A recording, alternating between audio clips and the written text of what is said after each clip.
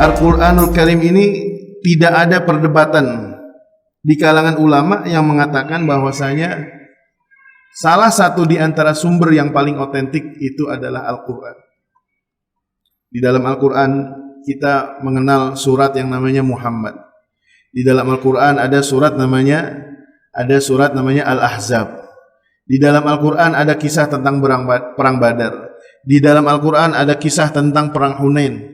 Di dalam Al-Quran ada kisah tentang rumah tangganya Rasulullah. Di dalam Al-Quran ada tentang perjalanan Rasulullah SAW bersama Sayyidina Abu Bakar saat berhijrah dari Makkah menuju Madinah. Idhuma fil ghari idh yaqulu li sahibihi la tahzan innallaha ma'ana.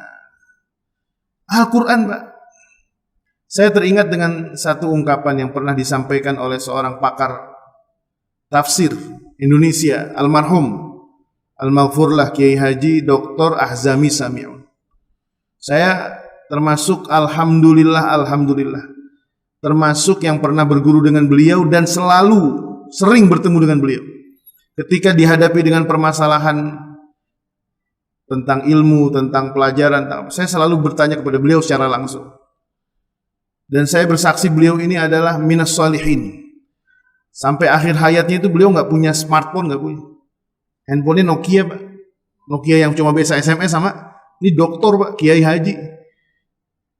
Luar biasa, akhlaknya luar biasa. Beliau ada satu ungkapan, kalau kita tidak bisa menjadikan Al-Quran itu sebagai sumber inspirasi dalam mengenal Islam dan Rasulullah SAW, kemudian mau dari mana lagi?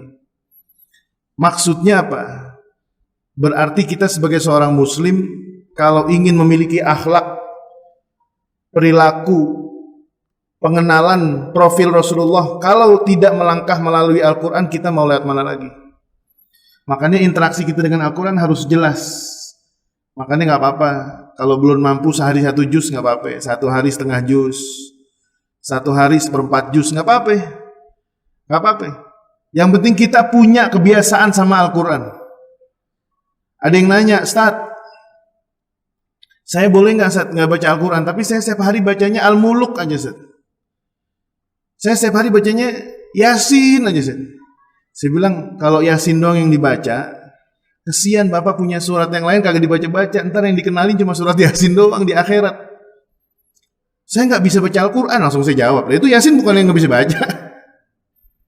Bener, Pak. Kita berwasiat untuk diri saya pribadi dan untuk para jamaah semua. Minimal sesibuk apapun kita masih sempat baca Al-Quran. Meskipun cuma 1/4 juz, setengah juz. Kalau sibuk banget nih. Tapi kalau masih bisa nonton film Korea sih sampai, ini anak muda nih sebenarnya, saya nyindir anak muda. Kalau sampai berapa episode tuh drakor sampai dihatam-hatamin, main game sampai sekian-kian, waduh, sampai jungkil balik, sampai nyungsep main game. Nyungsep sampai bisa nahan lapar. Tapi baca Quran kagak sempet. Masya Allah, tabarakallah. Ngeri. Nah ini yang pertama nih. Berarti interaksinya Al-Quran. Oleh karena itu, dulu para ulama mengapa menanamkan Al-Quran kepada putra-putrinya? Karena mereka tahu Quran itu adalah bekal yang paling besar. Di Demak itu ada seorang kiai namanya Kiai Hariri.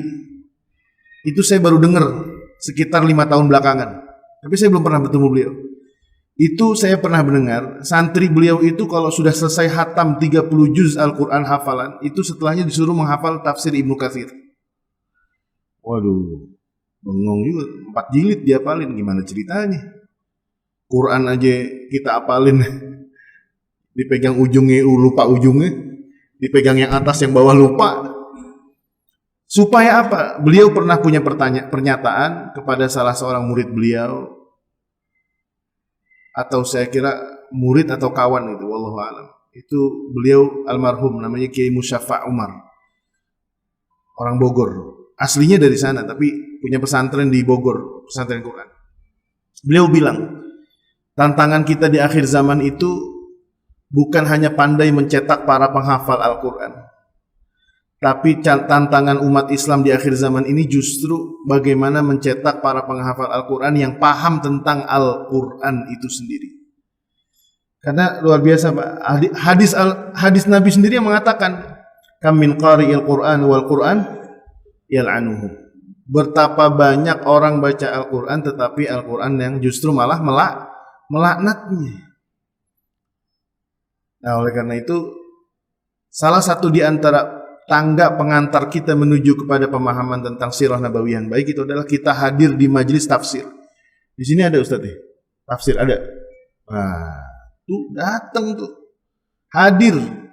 Kalau bisa jangan putus. Di situ justru kita akan bisa memahami bagaimana ayat tersebut turunnya di mana, di Mekah apa di Madinah, terus masuknya Makkiyah apa Madaniyah. Bisa jadi turunnya di Mekah tapi statusnya Madaniyah. Nah, ini yang akan mengantarkan kita pada pemahaman tentang sirah nabawiyah yang baik.